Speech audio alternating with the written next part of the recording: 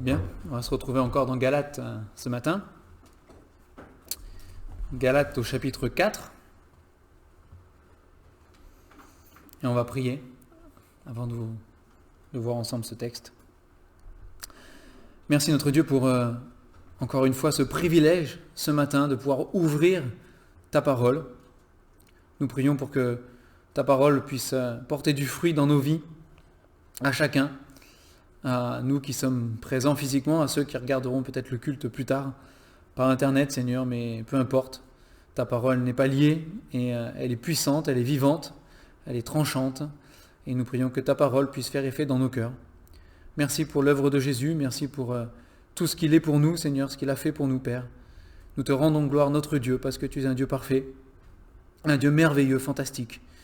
Et nous voulons encore une fois reconnaître que tu es tout puissant, que nous ne sommes rien, que nous avons besoin de toi. Et ce matin encore, parle à nos cœurs.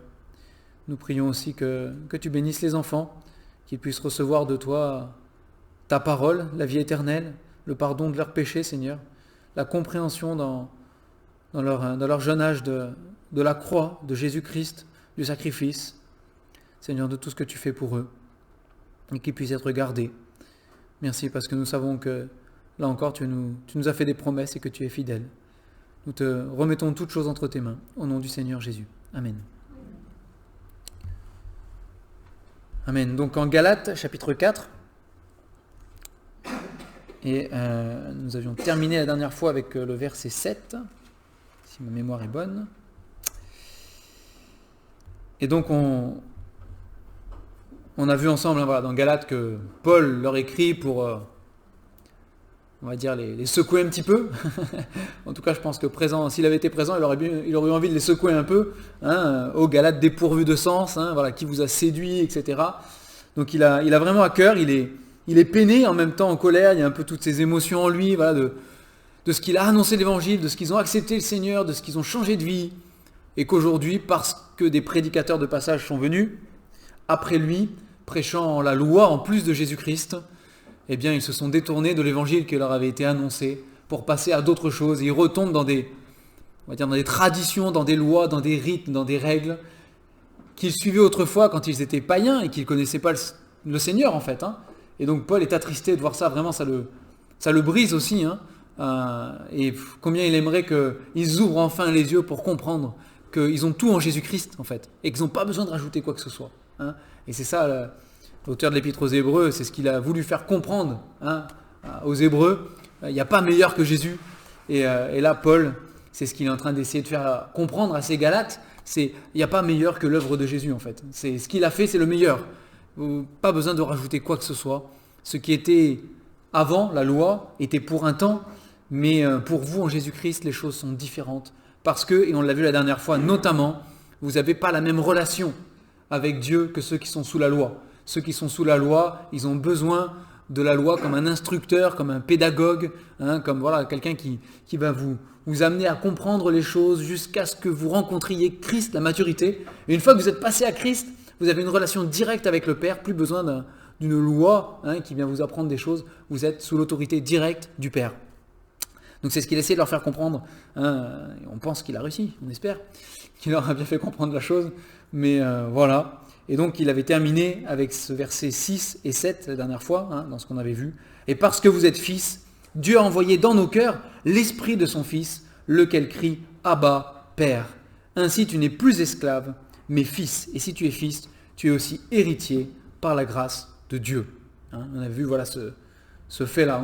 On est devenu enfant de Dieu, fils, héritier même. Alors c'est Christ qui est l'héritier, et nous on obtient l'héritage à travers Jésus, mais on devient, c'est ce qu'il dit ici aussi, fils, héritier, et non plus un petit enfant soumis à des règles et des préceptes, etc. C'est différent, on doit avoir changé de statut dans notre manière, dans notre relation avec le Seigneur. Voilà. Et alors à partir du verset, on va lire les versets 8 à 18 ce matin.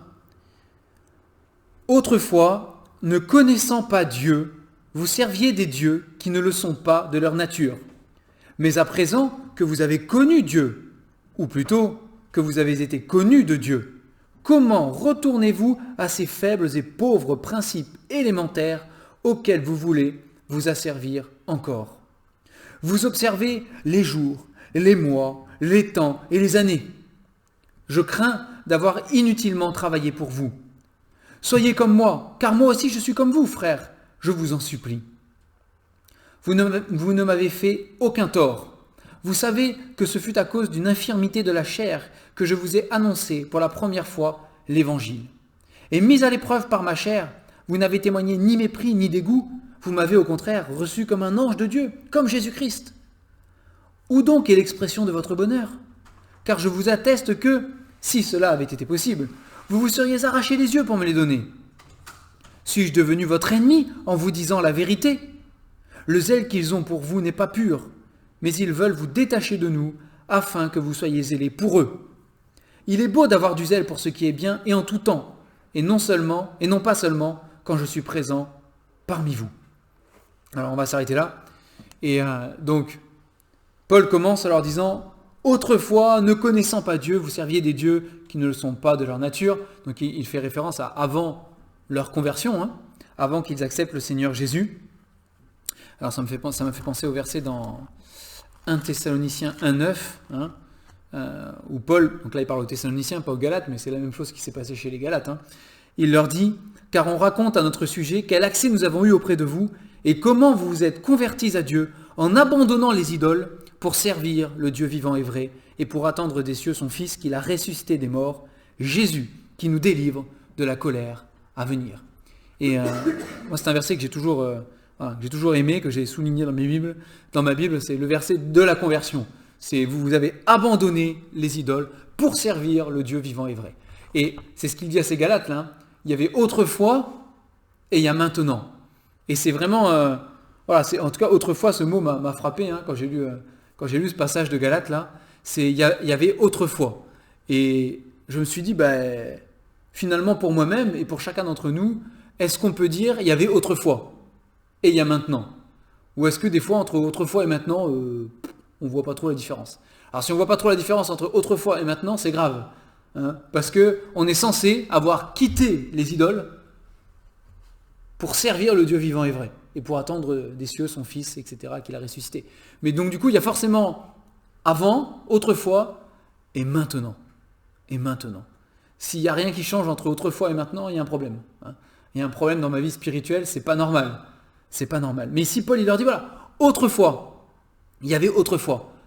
Et alors, le reproche que Paul veut leur faire ici, et ce qu'il veut leur faire comprendre, c'est que maintenant qu'autrefois c'est du passé, si vous voulez, ils doivent plus vivre comme autrefois. Et c'était le problème, c'est que en rajoutant la loi, donc ces judaïsants qui étaient passés dans les églises de Galatie, pour prêcher la loi, ils rajoutaient des règles, des rites, des préceptes. Ne mange pas, ne touche pas, ne goûte pas, observe ce jour-là précisément de telle manière, etc. Ils voulaient réinstaurer le sabbat aussi, il en parle dans Colossiens, on regardera le passage juste après, c'est important aussi. Mais il voulait réinstaurer le sabbat en disant à ces païens, mais non, il faut respecter le sabbat, c'était la loi de Dieu, etc. etc. Et Paul il leur dit, mais vous êtes en train, dans votre relation avec Dieu, dans votre manière de vivre avec le Seigneur, vous êtes en train de vivre comme vous faisiez autrefois avec vos idoles. Parce qu'autrefois, avec vos idoles, et c'était le cas des Galates, c'était le cas de tous ceux qui sont dans l'idolâtrie, autrefois, avec vos idoles, vous aviez des rites à respecter. Vous deviez faire ceci absolument tel jour. Vous deviez respecter ça. Tel jour de l'année, il fallait offrir telle quantité de gâteaux, faire ceci, faire cela, etc. Vous prosterner tant de fois. Il fallait réciter les prières. Et le Seigneur Jésus le dit, ne faites pas comme les païens quand vous priez, qui multiplient les vaines paroles et qui répètent sans cesse. C'était les choses que les païens faisaient. Ils devaient répéter en boucle les mêmes choses tant de fois par jour. Et Paul est en train de leur dire, mais vous avez quitté tout ça. Vous avez quitté les idoles. C'était des dieux qui ne le sont pas par leur nature, en fait. C'était, d'ailleurs, Paul le dit, c'est des dieux de pierre, de paille, de bois, c'est sculpté par l'homme. Ça n'entend pas, ça ne voit pas, ça ne parle pas, ça ne réagit pas, ça ne pense pas. C'est juste de la matière, en fait. Et ce n'était même pas des vrais dieux. Et pourtant, il y avait tous ces rites-là, et c'est la manière dont vous viviez. Vous étiez religieux dans votre religion, dans les cultes que vous rendiez. Et il dit, mais ça c'est autrefois. Il dit, autrefois, c'est ça. Et il dit, maintenant que vous avez été connus de Dieu, on va y revenir, mais comment retournez-vous, à la fin du verset 9, Comment retournez-vous à ces faibles et pauvres principes élémentaires auxquels vous voulez vous asservir encore? Vous observez les jours, les mois, les temps, les années. Paul dit, vous êtes en train de revenir à des choses que vous avez quittées pour suivre le Seigneur. C'est pas possible. Il dit, et après il le dit, mais je crains, verset 11, d'avoir inutilement travaillé pour vous. Il dit, est-ce que c'est pour ça que moi j'ai travaillé auprès de vous? Quand je suis venu, que j'ai prêché l'évangile, est-ce que c'est pour ça? Pour vous asservir de nouveau à une religion? Non. Et Paul le dit, et il l'a dit partout, je n'ai pas cherché à savoir autre chose que Jésus-Christ, et Jésus-Christ crucifié. Il dit, moi je ne vous ai pas annoncé une religion, je vous ai annoncé le Sauveur du monde, le Fils de Dieu, celui qui a donné sa vie pour vous sauver. J'ai annoncé Jésus-Christ, le Dieu vivant et vrai. N'a rien à voir avec une idole faite de pierre ou de bois. Il dit non, je ne vous ai pas annoncé des rites, je vous ai annoncé le salut par la foi. C'est tout. Je vous ai annoncé que vous deviez faire confiance totalement à Dieu. Pour votre salut, pour votre vie, pour toute chose. Par la foi. Et on l'a vu déjà, il l'a dit avant. Hein, mais c'est par la foi, et c'est jusqu'au bout par la foi.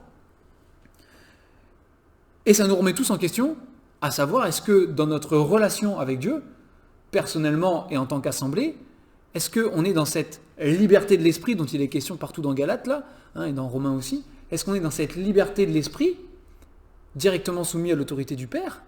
Ou est-ce qu'on n'a pas, nous aussi, intégré dans notre manière de fonctionner avec Dieu, dans notre manière de vivre avec Dieu, hein, est-ce qu'on n'a pas, nous aussi, intégré des traditions, des choses qu'on fait parce que voilà, ça devient des rites, hein, ça devient des traditions, des choses, des principes, des choses à faire, des lois dans notre vie. Et parfois, ça peut être des choses qui sont, pourquoi pas, bonnes en soi, hein, mais nous-mêmes, on peut les transformer en lois. Voilà, il faut absolument lire la Bible tous les jours. Ben oui, il faut lire la Bible tous les jours, on va pas se mentir. C'est dans la Bible, c'est nourris-toi de la parole. Tous les jours, chaque instant de ta vie, autant que tu peux, tu te nourris de la parole. Mais il y a des fois où, voilà, il ne faut pas que ça devienne une loi, un précepte, un rite, quelque chose où je pense que si je ne le fais pas, je vais être foudroyé tout de suite sur place, alors que si je le fais, je vais avoir une bonne journée. C'est pas dans le mérite, c'est pas comme ça que ça fonctionne. Hein, et c'est ce qu'il dit. Il dit, l'enfant, quand il est sous le précepteur, sous la loi, il obéit par crainte du bâton, quelque part. Hein, mais une fois qu'il devient adulte, qu'il devient mature, hein, qu'il est libre de ce précepteur, il obéit aux choses qu'il a apprises. Mais c'est différent. Parce qu'il a compris, normalement, s'il a été bien éduqué, s'il a bien grandi normalement, il a compris dans sa maturité que c'est le meilleur pour lui. Et plus que ça pour nous, hein, et on l'a vu aussi déjà la dernière fois, mais plus que ça pour nous, le Seigneur Jésus nous a aimés. Et il s'est donné lui-même pour nous. Notre obéissance n'est plus motivée par un coup de bâton ou une loi qui peut tomber. Notre obéissance, en tout cas, elle doit être motivée par l'amour. Hein, c'est différent. Nous l'aimons parce qu'il nous a aimés le premier. Il nous a aimés, il a donné sa vie pour nous. Et moi en retour, Seigneur, je veux juste obéir, je veux juste te suivre, je veux t'aimer. Hein, mais c'est dans cette relation d'amour que Paul veut amener ces Galates, là, hein, dans cette relation différente d'une loi et des préceptes et des traditions et des rites dans lesquels ils étaient enfermés autrefois. Donc il est bon que nous aussi on se pose, peut-être, hein, chacun d'entre nous individuellement et peut-être aussi en assemblée, pour se dire, est-ce qu'on n'est pas retourné dans des domaines de nos vies, dans notre manière de fonctionner à certains endroits, est-ce qu'on n'est pas retourné dans le autrefois, dans les traditions humaines, dans des rites, dans des choses, voilà. Est-ce qu'on vit pleinement la liberté qu'il y a dans l'évangile du Seigneur Jésus-Christ? C'est important. C'est important. Et donc là, pour les Galates, comme je vous l'ai dit, hein, le problème, c'est vraiment cette loi de Moïse. Parce que c'était ça, hein. C'était des disciples de Moïse. Alors dans l'évangile de Jean, on en voit des disciples de Moïse. Hein. Et dans tous les évangiles, hein, les disciples de Moïse, hein, ou les disciples d'Abraham, ceux qui se revendiquent de Moïse, ou ceux qui se revendiquent d'Abraham, devant le Seigneur Jésus, en disant, nous, ou devant les autres disciples, devant les disciples du Seigneur Jésus, hein, en disant, nous avons pour père Abraham. Nous sommes disciples de Moïse, hein, dès le commencement. Il y avait ces gens-là qui étaient passés, et qui leur disaient, vous devez observer tout ce qui est marqué dans l'Ancien Testament, qui était donné à Israël.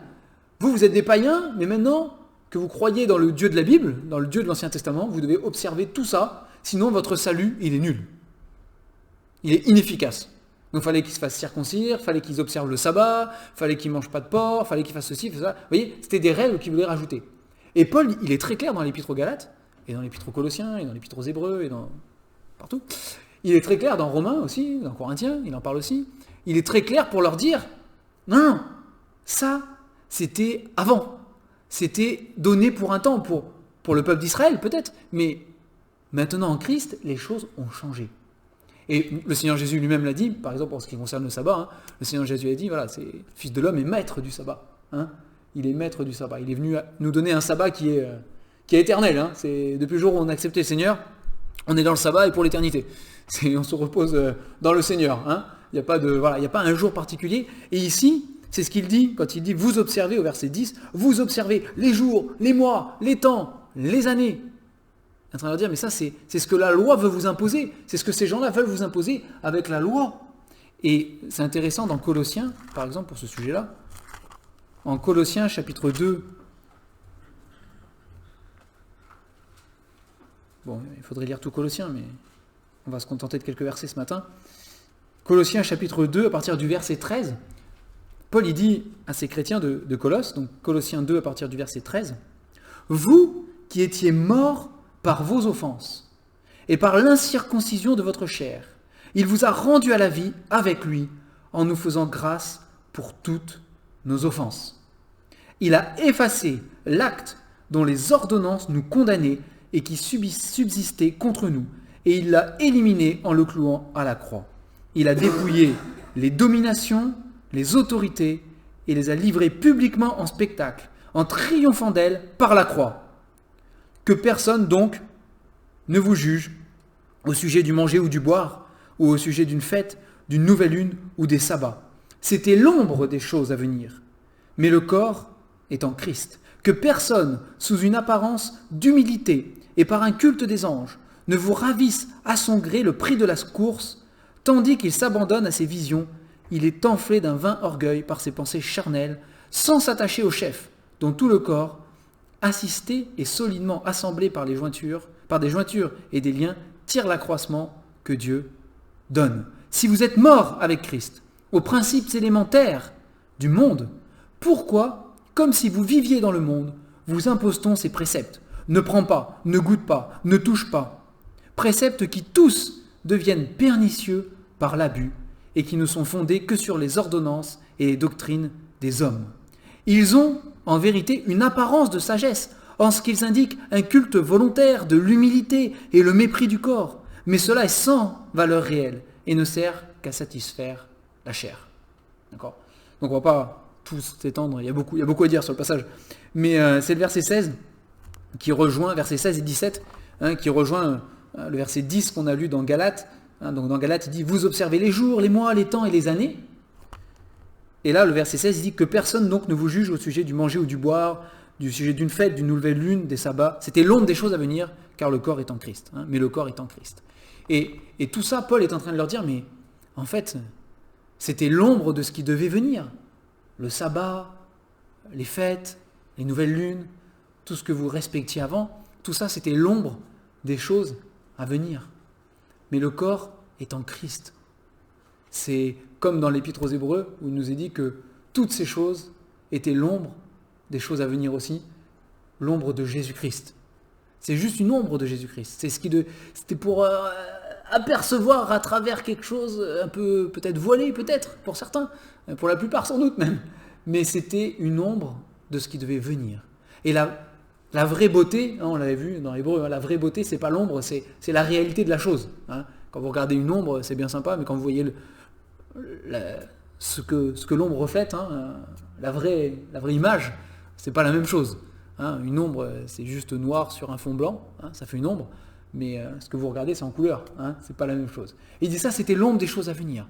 Et ici, dans Galates, il leur dit, et dans Colossiens, il leur dit aussi, personne ne doit vous juger pour le fait que vous ne respectez pas, entre guillemets, vous n'avez plus à respecter ce sabbat, vous n'avez plus à respecter ces prescriptions alimentaires, ne goûte pas, ne mange pas, ne touche pas. Il dit, ça, personne ne peut vous juger là-dessus, que personne ne vous juge sur ces choses-là, parce que vous en avez été libérés. Il dit ça, c'était autrefois, encore une fois, hein, c'était autrefois. Et c'est ce qu'il veut faire comprendre à ces Galates ici. Ça, c'était autrefois. Autrefois, pour les Juifs, il y avait cette loi. Autrefois, pour vous, païens, vous aviez vos rites dans le paganisme, dans les idoles. Des rites qui, parfois, et il ne faut pas se mentir, parfois ressemblaient aux lois du peuple d'Israël. Pas toujours, mais parfois, ils avaient la même chose. Vous avez des païens, dans des cultes païens, qui ne mangeaient pas de tel animal. Il y avait les animaux impurs pour les Juifs, n'est-ce pas, hein, qui ne devaient pas manger. Il y avait le porc et bien d'autres. Il y avait tous ces animaux impurs. Et dans les religions païennes, vous aviez aussi ce genre de choses, des prescriptions alimentaires. Ça, on ne mange pas. Dans la loi de Moïse, il y avait des jours à respecter. Vous avez les 7 fêtes de l'Éternel, par exemple, etc. Dans les religions païennes, vous aviez des jours où ils devaient respecter des choses aussi, avec des sacrifices, des choses comme ça, etc. Mais Paul dit tout ça. Bon, il y a une différence. Il y en a un qui a été donné par Dieu, pour la loi de Moïse, hein. Ça a été donné par Dieu, et pour les païens, c'est venu du paganisme, n'est-ce pas? Mais dans tous les cas, Paul il dit, dans tous les cas, ça c'est autrefois. Pour les Juifs, c'était l'ombre des choses à venir. Pour les païens, c'était servir des dieux qui ne le sont pas, vraiment. Mais dans tous les cas, toutes ces choses, c'est autrefois. Et notre manière de vivre à nous, Galates, convertis au Seigneur, notre manière de vivre à nous, elle n'est plus comme autrefois. Et c'est vraiment ça que Paul il veut leur dire ici, c'est il y avait autrefois et il y a maintenant. Et maintenant, ce n'est pas la même chose. Et il vient de le dire juste en haut, et on l'a vu la dernière fois, parce qu'il dit maintenant, vous êtes enfants de Dieu. Vous êtes même pas, c'est pas que vous êtes le peuple de Dieu. C'est même pas juste un peuple. Oui, on est le peuple de Dieu, mais c'est plus que ça. Vous êtes enfants de Dieu. C'est un plus haut statut que peuple même. C'est enfant, fils. Et il dit même non seulement fils, mais héritier de Dieu. Et il dit ici, un corps même, hein, dans Colossiens, mais le corps est en Christ. Hein. Il y a une dimension supérieure à toutes ces choses-là. C'est plus une loi pour un peuple, c'est une relation pour une famille, pour un corps, un même corps, pour des enfants de Dieu. Des enfants de Dieu. Et donc Paul, il est atterré. Il dit, ok, il y avait autrefois, mais au verset 9, il dit, mais à présent, que vous avez connu Dieu. Et puis, bon, il précise, ou plutôt, que vous avez été connus de Dieu, comment retournerez-vous à ces faibles et pauvres principes élémentaires auxquels vous voulez vous asservir encore? Mais il dit, ce qui a changé, c'est que maintenant, vous avez connu Dieu. Ou plutôt, il dit, vous avez été connus de Dieu. Il y a les deux, hein. Il y a les deux côtés, de toute façon. Il y a les deux côtés. Mais vous avez connu Dieu. Paul, il dit, il pourrait le dire, mais je le sais parce que je suis témoin de la chose. C'est moi qui suis venu. Et il leur dit après, d'ailleurs, hein, c'est verset 13, hein, vous savez que ce fut à cause d'une infirmité de la chair que je vous ai annoncé pour la première fois l'évangile. Je sais que vous avez connu Dieu parce que c'est moi qui suis venu vous l'annoncer, il dit. Je suis venu vous l'annoncer et vous avez connu Dieu. Connaître Dieu, ça change tout. Hein. Alors, pas juste connaître Dieu, on connaît Dieu. Hein, il parle d'une connaissance intime ici, hein, quand il en parle. C'est la conversion. C'est le fait de connaître Dieu comme notre Père, justement. Hein. C'est comme notre Sauveur, notre Père, notre Dieu, notre autorité. Hein. Voilà, cette relation qu'on a, il dit, maintenant vous avez connu Dieu. Et ça change tout. C'est ça qui change tout, en fait. Ça change tout. Et il dit, vous avez été connus de Dieu, plutôt. Alors, pourquoi il précise? Bon, pour plusieurs raisons. Mais justement, hein, on a vu aussi dans le début de l'Épître aux Galates que Paul insiste beaucoup sur la grâce. La grâce. Parce que la loi, après, dans le système de la loi, ça induit un système qui va après sur des mérites. Parce que j'ai obéi à ceci, je mérite cela. Hein. Et donc Paul insiste beaucoup sur la grâce. Et il dit, ou plutôt que vous avez été connus de Dieu. C'est une grâce. Pourquoi? Parce que c'est le cas des Galates ici, et c'est ça qui est merveilleux avec le Seigneur, et c'est mon histoire, c'est sans doute l'histoire de chacun d'entre vous, mais les Galates, alors c'est arrivé par le passé des fois, mais ils ne se sont pas mobilisés en se disant, tiens, on va écrire une lettre à l'apôtre Paul, et on va lui dire, on a envie d'entendre parler de Jésus-Christ, viens nous voir. C'est pas ce qui s'est passé, hein. Ils étaient dans leurs péchés, dans leurs idoles, hein, et c'est Paul, envoyé par Christ, qui a débarqué et qui allait les chercher là où ils étaient en fait. Hein. Et c'est mon histoire, c'est sans doute la vôtre aussi, c'est qu'on était dans nos péchés, on était dans le monde, et puis on ne cherchait pas nécessairement le Seigneur, hein, et il est venu, lui, nous chercher. C'est dans ce sens-là, vous avez été connus, ou plutôt que vous avez été connus de Dieu. Hein. C'est lui qui est allé vous chercher, là où vous étiez.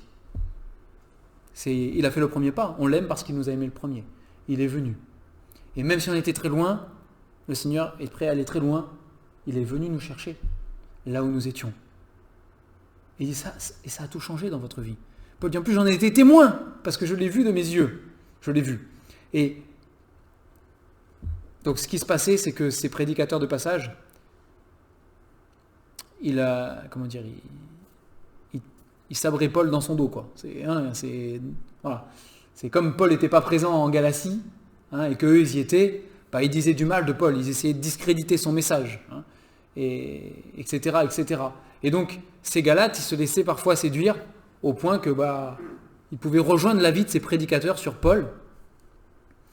Et comme Paul en plus leur écrivait pour les reprendre, avec l'amour que Paul utilise, la sagesse de Dieu, etc., mais il les reprenait quand même, hein, c'était pour les reprendre. Et puis quand il dit « Ô Galates dépourvus de sens, qui vous a fasciné, vous aux yeux, etc. » C'est pas très sympa quand même, c'est dépourvu de sens, insensé, enfin voilà, les mots sont forts, hein, qu'il emploie. Il est indigné, Paul, hein, les mots sont forts. Et donc il leur dit, mais, verset 13, c'est pour ça qu'il leur dit « Vous ne m'avez fait aucun tort ». Paul, il est en train de leur dire, moi je ne suis pas en train de vous reprendre, parce que c'est de la vengeance. Vous m'avez fait du tort, et du coup je veux me venger, du coup je vous tape dessus parce que j'ai appris que vous me tapiez dessus par derrière, il dit, Paul, vous m'avez fait aucun tort.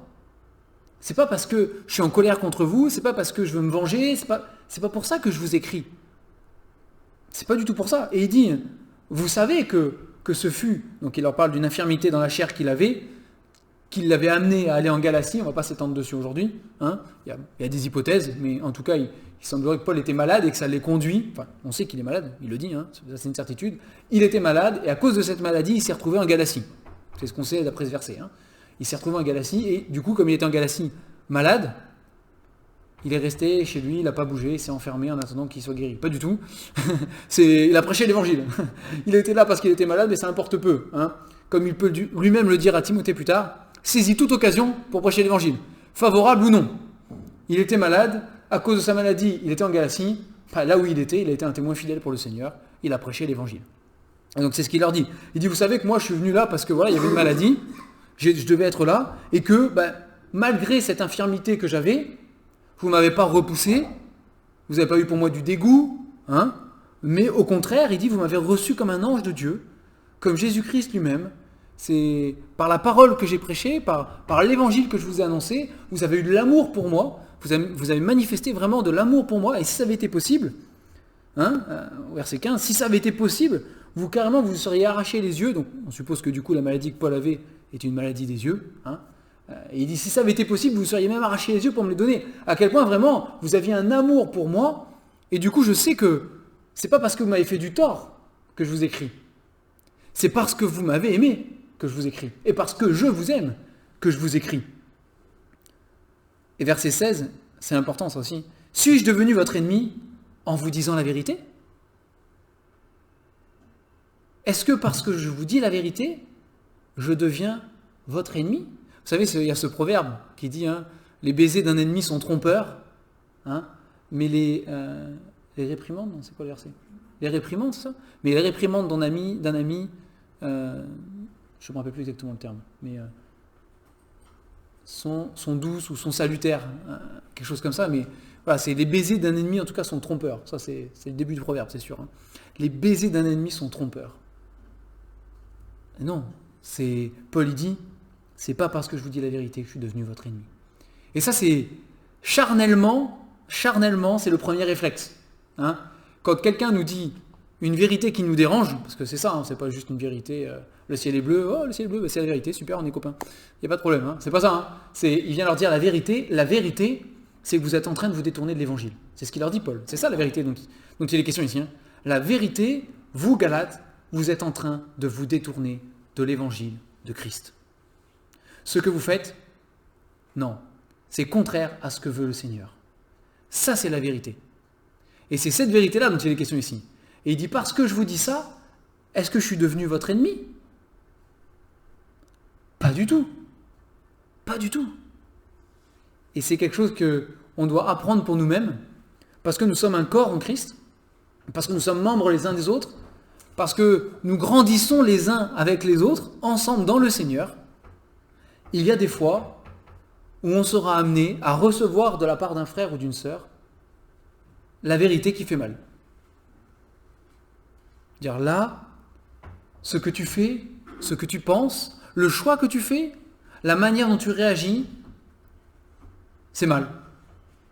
C'est un péché. Ça n'est pas biblique, ça n'est pas ce que le Seigneur demande. Et notre première réaction humaine, quand on nous dit ça, notre réaction humaine de la chair, c'est de considérer la personne du coup comme un ennemi. C'est humain. C'est un réflexe humain. Et Paul il dit, suis-je devenu votre ennemi parce que je vous dis la vérité ? Pas du tout. Pas du tout. Pas du tout. Et nous-mêmes, voilà, on a à travailler dessus, parce qu'il y a un jour où ça arrivera. Hein. C'est pas une question de est-ce que ça arrivera un jour. Hein. C'est, en tout cas, si on marche ensemble, selon l'Esprit du Seigneur, il y a forcément un jour où ça arrivera. Parce que personne n'est parfait. Personne n'est parfait. Et nous sommes responsables les uns des autres, c'est ce que dit la parole, qu'on le veuille ou qu'on ne le veuille pas, ça ne change rien à la vérité. Ça. On est responsables, on est membres les uns des autres, et un jour ou l'autre, vous serez amenés à venir me voir, je serai amené peut-être à venir vous voir, peut-être quelqu'un d'autre sera amené à venir voir quelqu'un d'autre pour dire, écoute, là, t'es à côté. T'es à côté de la parole. Ce que tu fais là, c'est à côté de la parole. Et ce jour-là, et c'est toute l'histoire des Galates, est-ce qu'on est encore au lait spirituel ou est-ce qu'on en est déjà au beefsteak dans la parole de Dieu ? Est-ce qu'on est encore juste un petit enfant qui n'a pas de maturité en Christ ou est-ce qu'on est cet adulte en Christ mature pour dire oui, c'est vrai. C'est vrai. C'est merci mon frère, merci ma sœur de m'avoir montré la vérité. Plutôt que de claquer la porte, se braquer. Et voilà, plus facile de considérer comme un ennemi, mais de l'autre côté. Et Paul, il dit, voilà, en parlant de ces prédicateurs qui étaient là, versets 17 et 18, il dit, mais le zèle qu'ils ont pour vous, il n'est pas pur. Il n'est pas pur. Ils veulent vous détacher de nous afin que vous soyez zélés pour eux. Et donc, on sait que ces prédicateurs, derrière Paul, ils avaient un discours pour vraiment trouver tous les défauts du monde à Paul, pour le discréditer complètement. Ils voulaient détacher les Galates de Paul pour qu'ils s'attachent à eux-mêmes, à ces prédicateurs-là, qu'ils aient du zèle pour ce que eux, ils sont, pour eux-mêmes, en fait, pour leur personne. Et vous remarquerez que Paul, au verset 18, il leur dit, il est beau d'avoir du zèle pour ce qui est bien. Il ne dit pas, il est beau d'avoir du zèle pour moi-même, Paul, apôtre de Jésus-Christ, envoyé auprès de vous, qui vous a annoncé l'évangile. C'est pas ce qu'il dit. Il dit, il est beau d'avoir du zèle pour ce qui est bien. Le zèle, il n'est pas pour une personne. Alors après, il dit en ma présence ou pas, c'est autre chose. Mais le zèle, il n'est pas pour une personne. Eux, dans leur raisonnement, ces prédicateurs, dans leur raisonnement, ils croyaient que, et peut-être que c'était le cas, et peut-être que c'était le problème du coup, que ces Galates avaient du zèle pour Paul. Et donc ils voulaient piquer ce zèle pour Paul pour eux-mêmes, qu'ils soient zélés pour eux-mêmes, pour leur enseignement, pour leur manière de vivre, leur manière de penser, etc. Et le vrai problème des Galates, c'est que leur zèle, il n'était sans doute pas placé au bon endroit. Même en le plaçant pour Paul, non. C'est ailleurs, il est dit en Corinthiens, qu'il y avait des partis. Il y avait le parti de Paul, le parti de Apollos, il y avait le parti d'un tel, le parti d'un tel, et même le parti de Christ. C'était les plus spirituels. C'est entre guillemets. C'est chacun avait son parti. Mais non. Le zèle, c'est le zèle pour le bien. Le zèle pour Christ. Le bien, c'est Christ, de toute façon. Il n'y a pas autre chose. C'est pas un homme, mais le zèle, il est pour le bien. Et le problème, c'est qu'ils étaient zélés, les Galates, pour Paul. Et du coup, quand Paul était là, ça allait bien, puisqu'il était là. Et quand il n'était pas là, ça n'allait plus.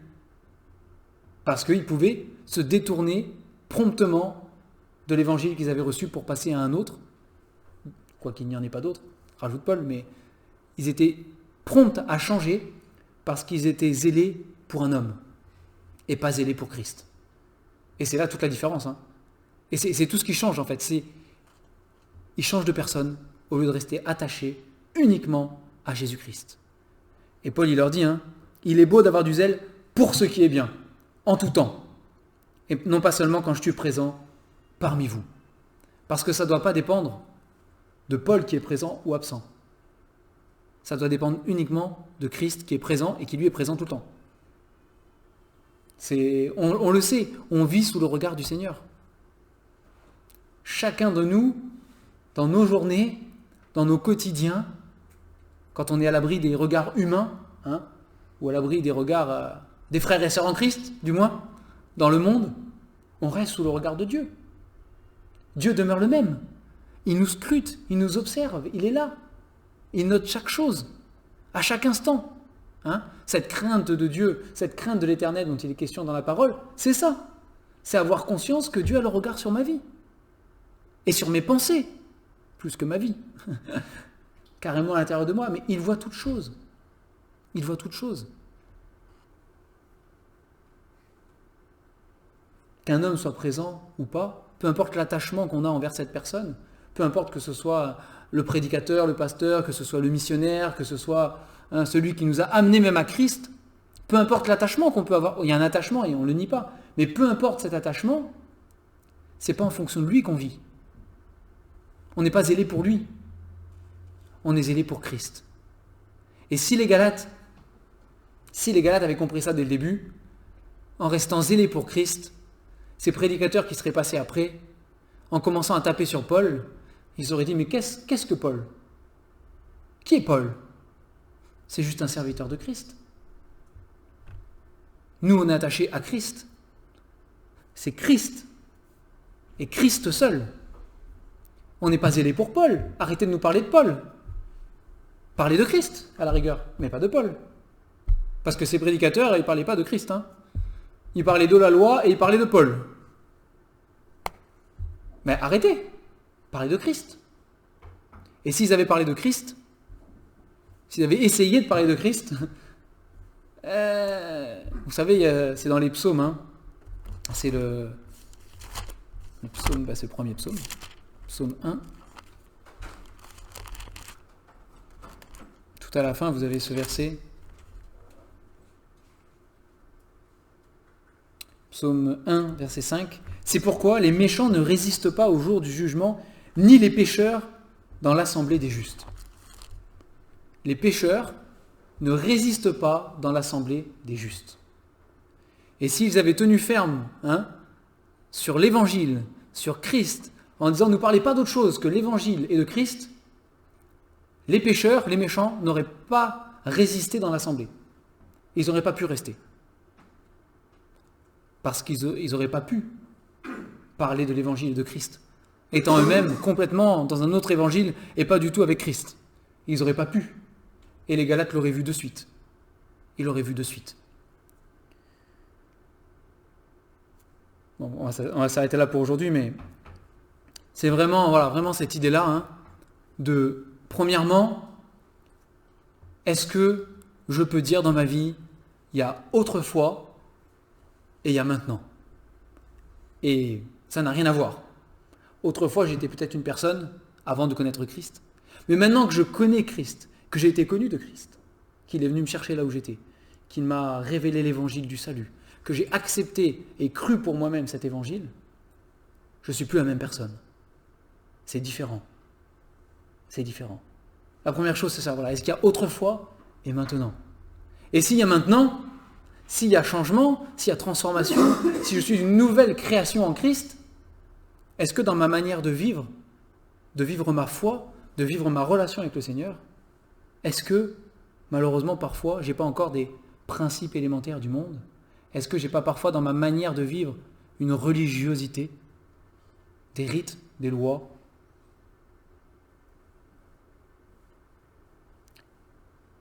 Et est-ce que finalement, je suis vraiment attaché à Christ? Est-ce que mon zèle, il est pour le bien, pour Christ? Pas simplement pour un frère en Christ ou une sœur en Christ en sa présence parce qu'il me voit. Mais même si je suis tout seul, comme chrétien dans le milieu où je suis, Est-ce que je reste zélé pour le bien? Parce que mon zèle, il est pour Christ seul. Est-ce que j'ai conscience que le Seigneur a son regard sur moi à chaque instant de ma vie et que je lui rendrai des comptes un jour pour ce que j'aurais fait de l'esprit qu'il a mis en moi, la manière dont j'aurais vécu avec tout qui m'est possible en Christ. Paul le dit, hein. Tout est possible. Par celui qui vit en moi, tout est possible. Je suis fort par celui qui vit en moi. Je suis plus que vainqueur par celui qui vit en moi. J'ai toutes les cartes en main. Mais est-ce que je suis zélé pour Christ? Ou est-ce que je suis attaché à un homme? Et en fonction de ce qu'un homme fait, je navigue à droite, à gauche? Ou est-ce que je suis solidement attaché à celui qui est le rocher des siècles, dit la parole, hein? Celui qui est immuable, celui qui ne bouge pas, celui qui est le même hier, aujourd'hui et éternellement, notre Seigneur Jésus. On va prier pour terminer. Notre Dieu et Père, ce matin encore, nous te louons pour ta parole, nous te bénissons. Te demandons, Seigneur, d'éclairer chacune de nos vies, que tu nous montres si dans notre vie, Seigneur, il y a de la religiosité, si parfois nous sommes des religieux à suivre des traditions, des rites, parfois aveuglément, parfois parce que ça nous arrange. Pardonne-nous, Seigneur. Mets tout en lumière pour que nous puissions faire le tri, que ce qui est d'autrefois reste autrefois, et que maintenant nous puissions tous ensemble, Seigneur, personnellement et ensemble, marcher d'une manière digne de toi, marcher selon l'esprit qui vit en nous. Nous te louons parce que tu es fidèle pour travailler nos cœurs, pour nous amener à la maturité, pour nous faire grandir, pour nous transformer de gloire en gloire à l'image de Christ, Père. Nous te prions que si quelqu'un qui entend cette parole, eh bien, peut pas dire il y a un autrefois et un maintenant dans ma vie, que ça puisse être pour lui le jour où il laisse son passé derrière lui, qu'il s'attache à Christ, qu'il demande pardon pour ses péchés, qu'il croit de tout son cœur que Jésus-Christ est son sauveur, qu'il reçoive l'Esprit et qu'il soit sauvé. Seigneur, nous te louons parce que tu n'abandonnes personne, parce que tu viens chercher là où nous sommes, tu viens nous chercher. Seigneur, sois loué pour cela, parce que tu es venu me chercher un jour, loin de toi, je ne te cherchais pas, et tu es venu me chercher pour me donner cette vie merveilleuse qui est en Christ, cette vie éternelle, le pardon des péchés. Je te loue, Père, pour cela. Je te loue encore ce matin. Je te bénis. Je veux dire que je suis dans la joie, Seigneur, de t'appartenir. Et je t'aime, ô mon Dieu, parce que tu m'as aimé le premier. Au nom du Seigneur Jésus. Amen.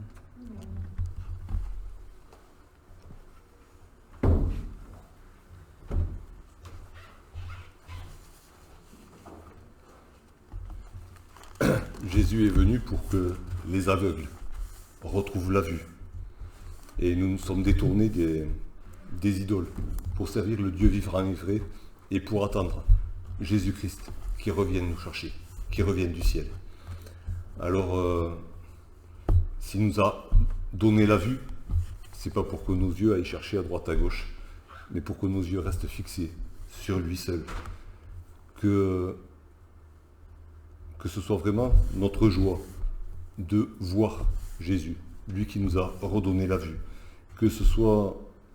Alors forcément, on le voit de manière imparfaite, on le voit dans la parole, on le voit dans notre vie, on le voit dans la vie de nos frères et sœurs, on le voit dans le monde entier. Mais c'est d'une manière encore un peu cachée, mais c'est déjà plus l'ombre des choses à venir, c'est du concret aujourd'hui.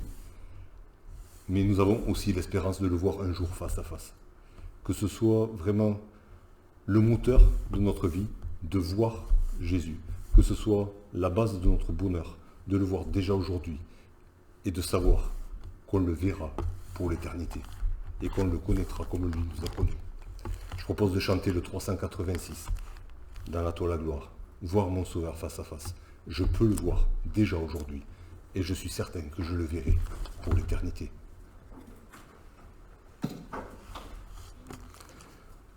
Voir mon Sauveur face à face, voir Jésus dans sa beauté, Ô joie, ô suprême grâce, ô bonheur, félicité. Oui, dans ta magnificence, je te verrai, divin roi, pour toujours en ta présence, je serai semblable à toi. Ta gloire est encore cachée sous un voile ensanglanté. Bientôt sera révélée ton ineffable beauté.